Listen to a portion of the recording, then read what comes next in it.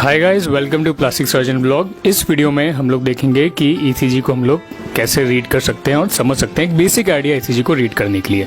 तो ईसीजी की फिल्म्स आपके पास जब भी आती है, ईसीजी की पट्टी आपके पास जब भी आती है, तो वो कुछ इस तरह की होती है। और अगर आप देखेंगे तो इसके अंदर यहाँ पे नंबर लिखा होता है। ये देखिए, यहाँ पे लिखा है 1 2 3, राइट।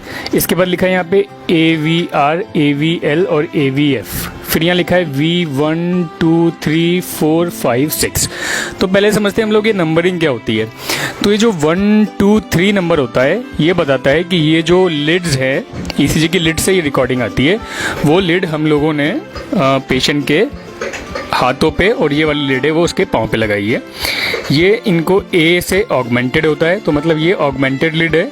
और ये जो है वो चेस्ट के ऊपर लगाते हैं, मतलब हार्ट के ऊपर।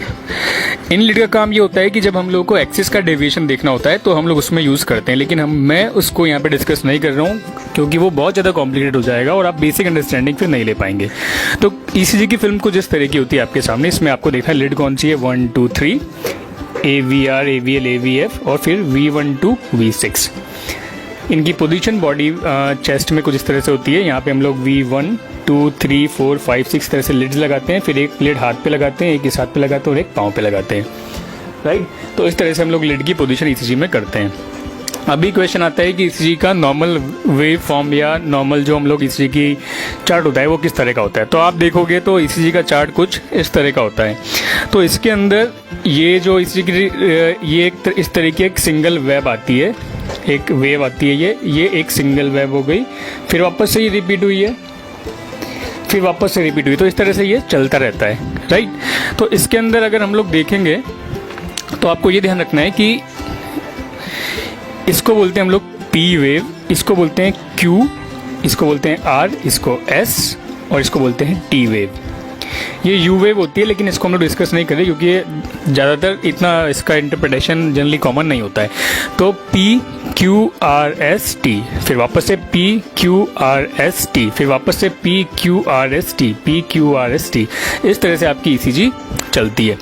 अभी यहाँ पे आपको इम्पोर्टेंट, और ये होता कैसे, देखिए हार्ट के दो चैम्बर होते हैं, ऊपर की तरफ वेंट्रिकल होता है और नीचे की साइड में आर्टरिया होता है। तो हार्ट का जो ऊपर वाला चैम्बर जब ऐसे कॉन्ट्रैक्ट होता है, जब ऐसे होगा वो, तो उससे इलेक्ट्रिकल एक्टिविटी निकलेगी, तो वो ऐसे P वेव बनेगी। फिर जब नीचे वाला चैम्बर जो होता है हार्ट का, वो ऐसे कॉन्ट्रैक्ट होएगा तो उससे QRS कॉम्प्लेक्स बनेगा।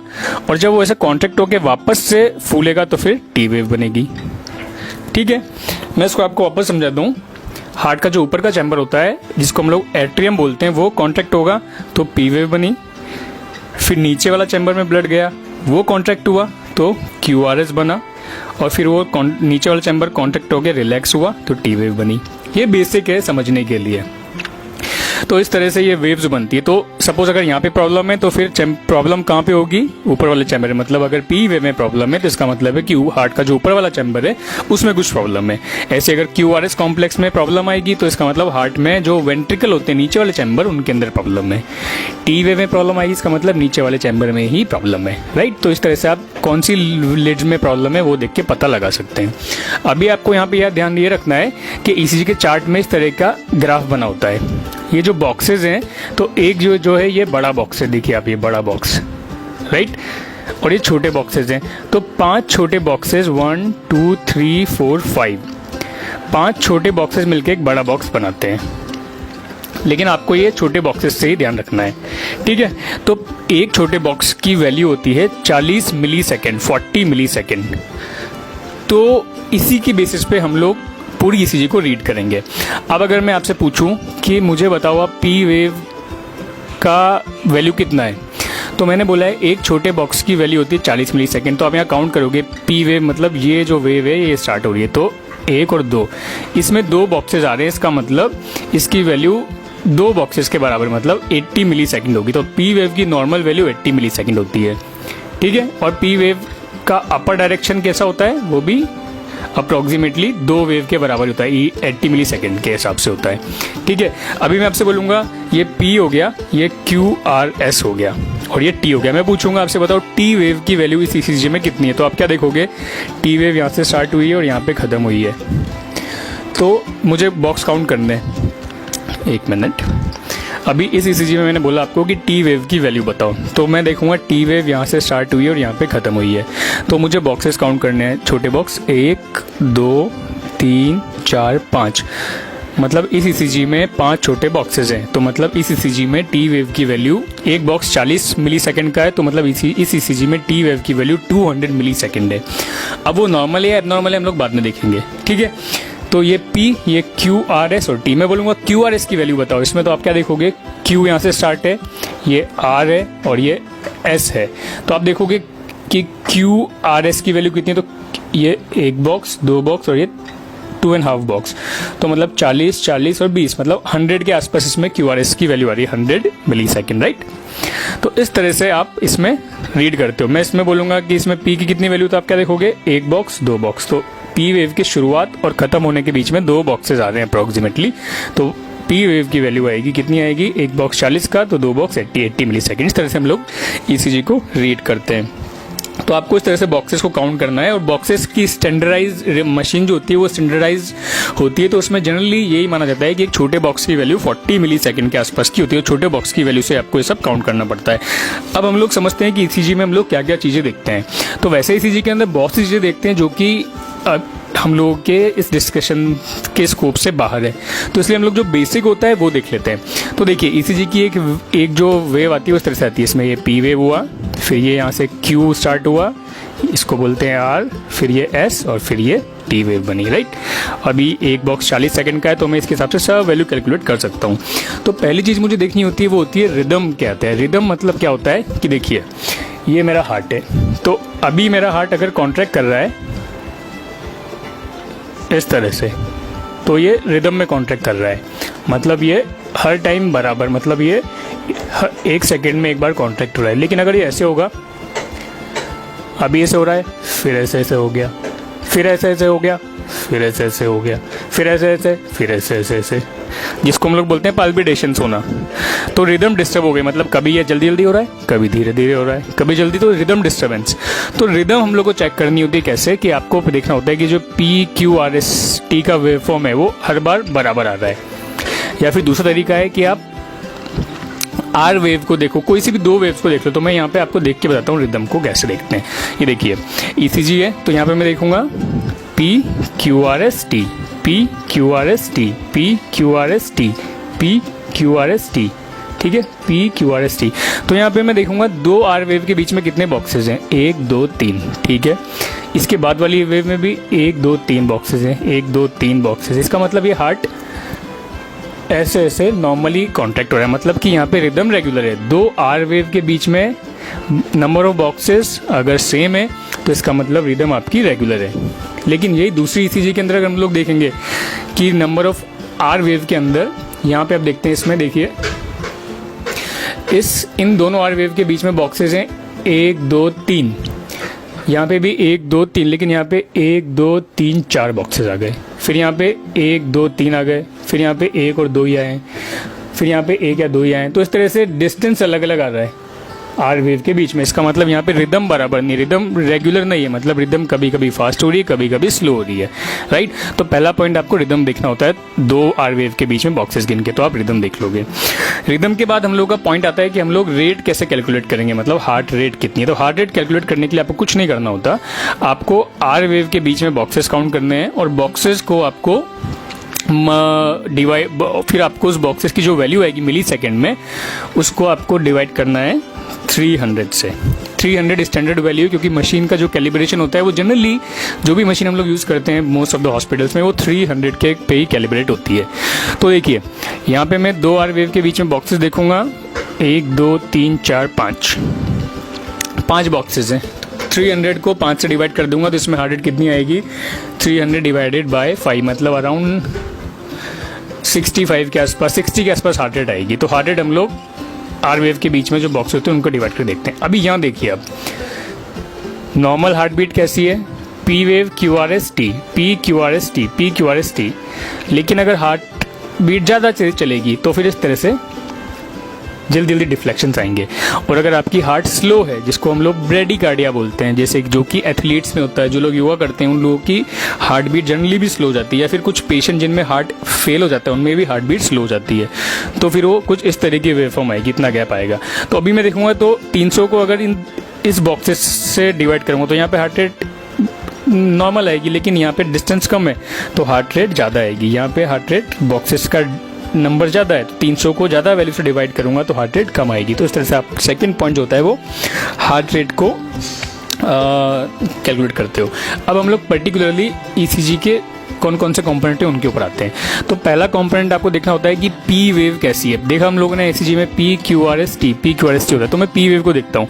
तो पी वेव की नॉर्मल वैल्यू जनरली होती है कि 80 मिली सेकेंड से कम होना चाहिए, मतलब कि 2 बॉक्सेस या उससे कम होनी चाहिए। लेकिन अगर ईसीजी में इसकी वैल्यू ज़्यादा आएगी तो वो प्रॉब्लमेटिक होगा, राइट। मतलब अगर 80 मिली सेकेंड से वो वैल्यू ज़्यादा आ रही है तो फिर वो आपके लिए प्रॉब्लमेटिक होगा। या फिर इसकी जो इसकी हाइट होती है, हाइट अगर आप देखोगे तो इसकी जो हाइट है ये भी 2 बॉक्सेस के आसपास ही होनी चाहिए। लेकिन आप ठीक है, ये नॉर्मली आप देख रहे हो यहाँ पे 2 बॉक्सेस आ रहे हैं तो ये ठीक है, और इसकी हाइट भी 1 या 2 बॉक्सेस के बराबर ही है। लेकिन यहाँ पे प्रॉब्लम क्या क्या हो सकती है, यहाँ पे पी वेव में ये देखो, इस कंडीशन में आप देख रहे हो तो पी वेव की हाइट बढ़ गई है, राइट। तो इसका मतलब है कि ऊपर वाला हार्ट जो था, ऊपर वाला चैम्बर, उसमें प्रॉब्लम है। इसके अंदर पी वेव ज़्यादा वाइड हो गई है, राइट, और इसमें बीच में यहाँ पे नॉच भी आ गया है, तो भी ये बताता है कि ऊपर वाले हार्ट में ही प्रॉब्लम है। वो एग्जैक्टली प्रॉब्लम क्या है वो हम लोग यहाँ पे डिस्कस नहीं करेंगे, क्योंकि फिर वो आउट ऑफ क्वेश्चन आ जाएगा कि समझने में ज़्यादा नहीं आएगा, वो ऐसा होगा।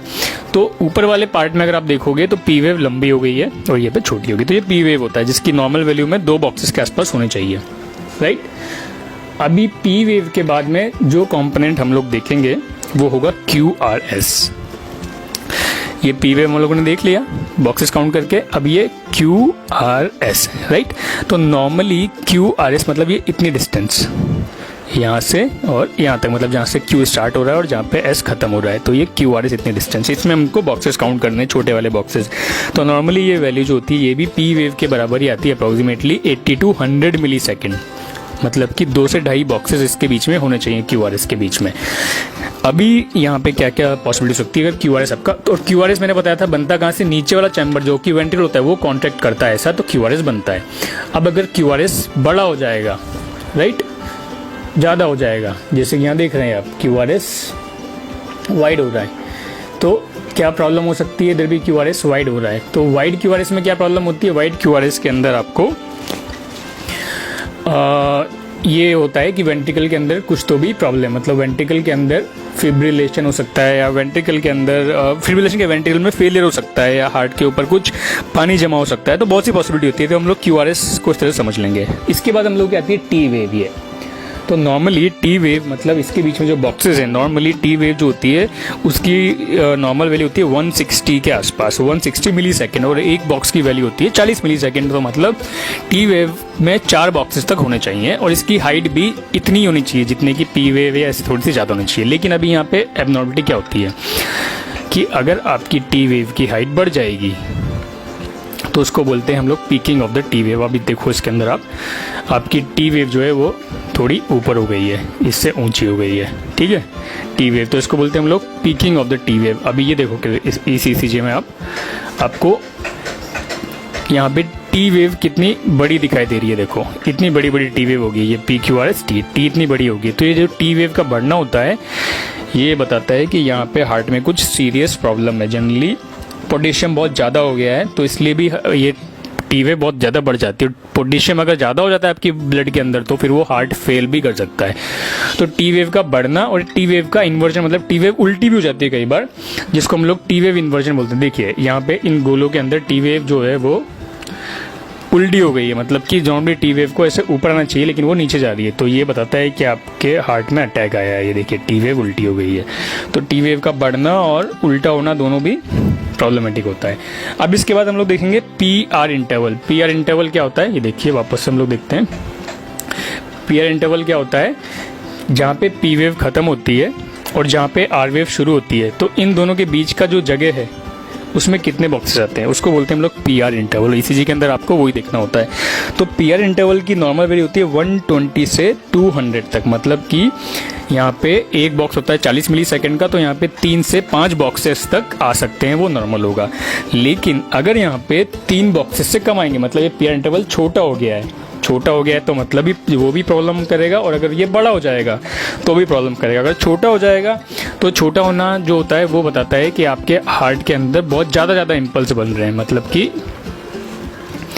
आपके हार्ट में ये जो कॉन्ट्रैक्शन है बहुत ज़्यादा हो रहे हैं। और लंबा होना मतलब है कि हार्ट के अंदर ब्लॉकेज हो गया, इसकी वजह से इम्पल्स बराबर नीचे नहीं पहुंच पा रहे हैं, तो वो भी एक डेडली कंडीशन होती है, तो वो भी आपको ध्यान रखना है। ठीक है, ये देखिए यहाँ पे पी आर इंटरवल नॉर्मली इसमें देखें हम लोग P R interval P wave और आर वेव के बीच का होता है। पी आर इंटरवल इसमें बॉक्सेस काउंट करते हैं जो कि 3 से 5 बॉक्सेस तक होने चाहिए।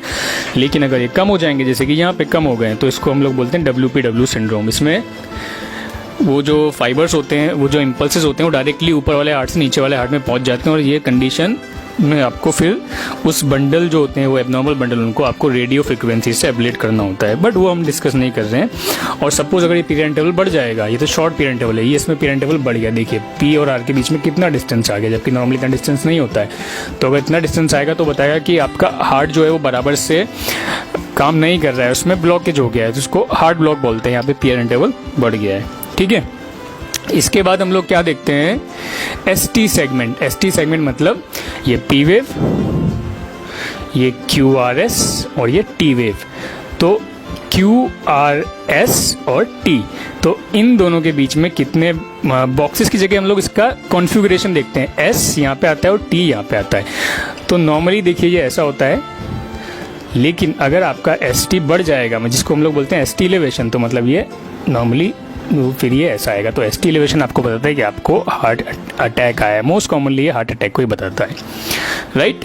नॉर्मली ये देखिए P Q R S and T, तो नॉर्मली S और T इस तरह का होता है, मतलब यहाँ पे फ्लैट होता है, राइट।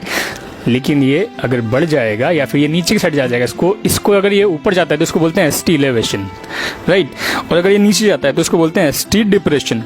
तो ST डिप्रेशन और एलिवेशन दोनों ही हमको बताता है कि यहाँ पे कुछ प्रॉब्लम है। देखिए इस ECG में आपको दिख जाएगा कि नॉर्मली बेसलाइन ST एलिवेशन ऐसा है, ST सेगमेंट ऐसा है, नॉर्मल फ्लैट होता है। लेकिन ये जब अगर बढ़ जाता है तो इसको ST एलिवेशन बोलते हैं, और ये ऐसे नीचे जाता है तो इसको ST डिप्रेशन बोलते हैं। ठीक है, और दोनों ही कंडीशन जो होती है वो प्रॉब्लम वाली होती है। और इसके बाद लास्ट में हम लोग देखते हैं QT इंटरवल क्या होता है। ठीक है, तो QT इंटरवल मतलब ये P वेव, ये QRST। तो इससे पहले हम लोग ने S और T देखा था, हम देखते हैं Q और T इंटरवल। तो नॉर्मल QT इंटरवल होता है 440 तक, मतलब कि यहाँ पे अराउंड 10 बॉक्सेस के आसपास हो सकते हैं Q और T के बीच में। तो 1 2 3 4 5 6 7 8 9 10 के आसपास है बॉक्सेस। आप काउंट करें तो 10 बॉक्सेस के आसपास मिल जाएंगे। तो अगर 10 बॉक्सेस आपको मिल रहे हैं तो इसका मतलब आपका QT इंटरवल नॉर्मल है 440 तक।